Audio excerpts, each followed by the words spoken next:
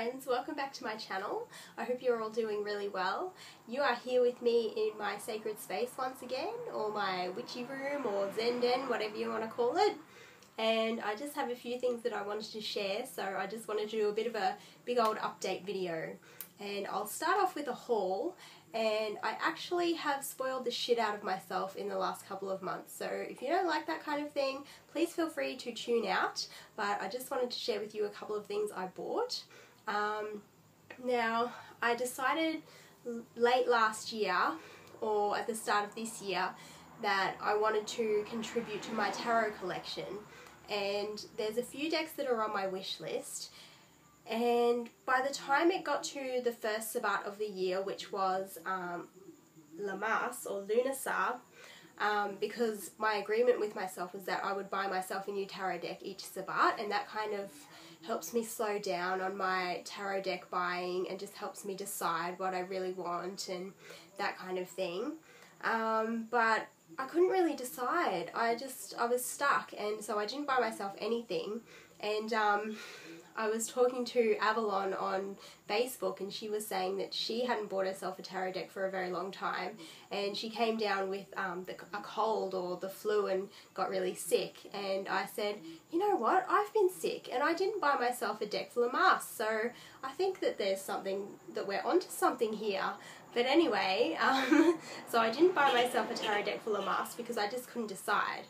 But by the time the autumn equinox came around, I was ready to buy one again, and again I was still really stuck. But then I went to this local shop that we have, and I saw that they had the Tarot of the Hidden Realm, and when I picked this up I kind of got this feeling.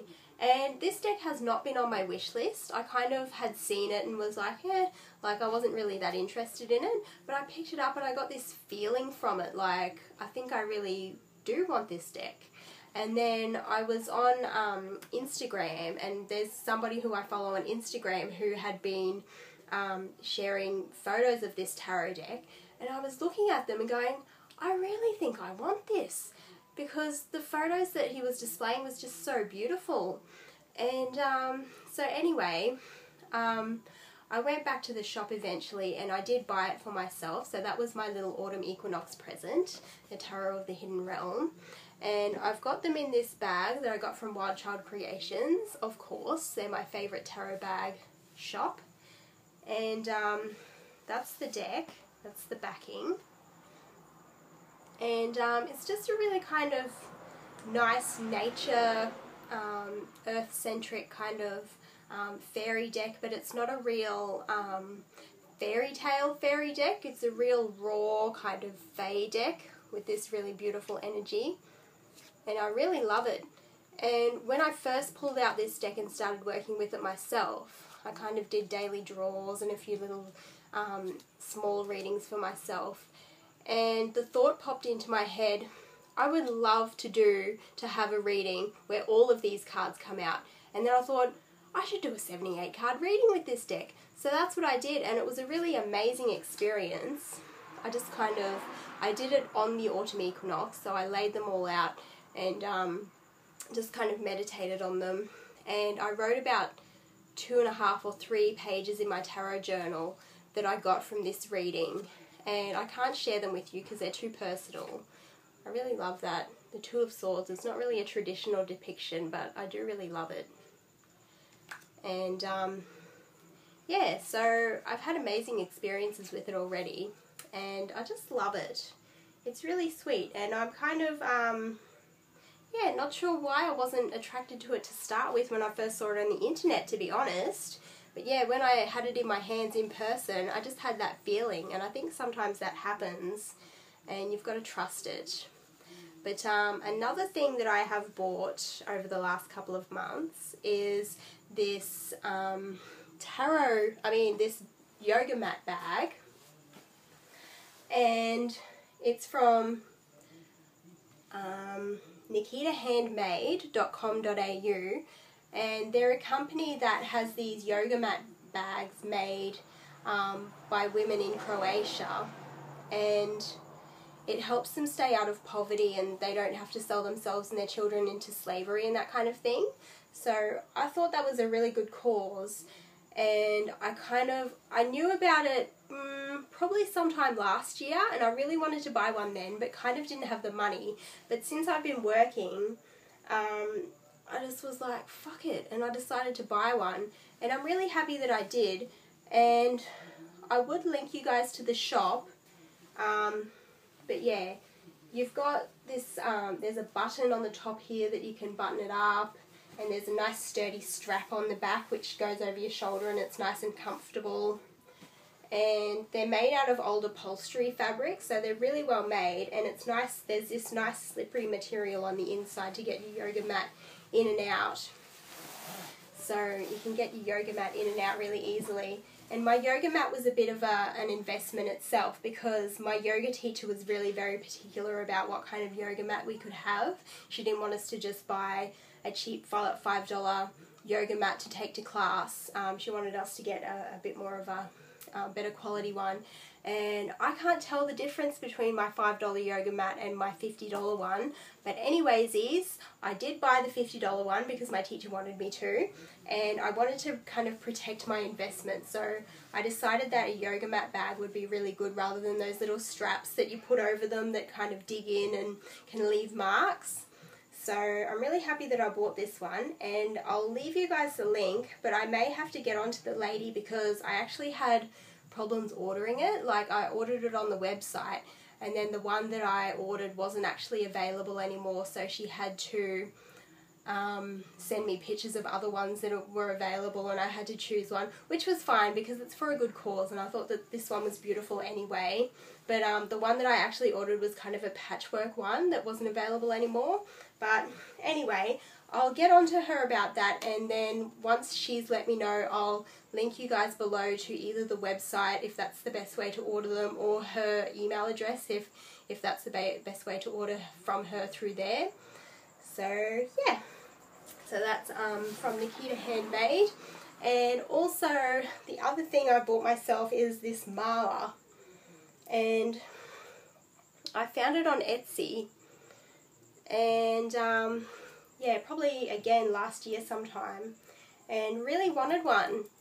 And it's from a page called Story of Seven. They also have a website, and it's got carnelian and onyx beads, and then you've also got these sacred Rudraksha beads, and a few of these kind of hand-hammered sterling silver beads, and it's got the proper number of 108 beads, so it's a proper mala, and then this beautiful tassel which is like a burnt orange colour. And there were a few on there that I was really attracted to, but this one, they called it the Isis mala, and that really attracted me because I do work a lot with Isis, and I just wanted to bring that energy into my life. And I've used it quite a bit already and worn it just around the place, and I really love it. I love the vibration coming off it and the feeling that I have when I do mantras with it, or just 108 breaths, like I'll do a breath on each bead. And yeah, there's a couple of other ones on there that I really like that I think I'm going to buy for friends and family members, so I'll link that one for you below. But anyway, that's my haul that I've done over the last couple of months that I've kind of spoiled the shit out of myself with, but hey, fuck it. I've been working really hard, and you know, I'm worth it, so it's all good. And I just wanted to tell you guys what I've been reading, watching and listening to.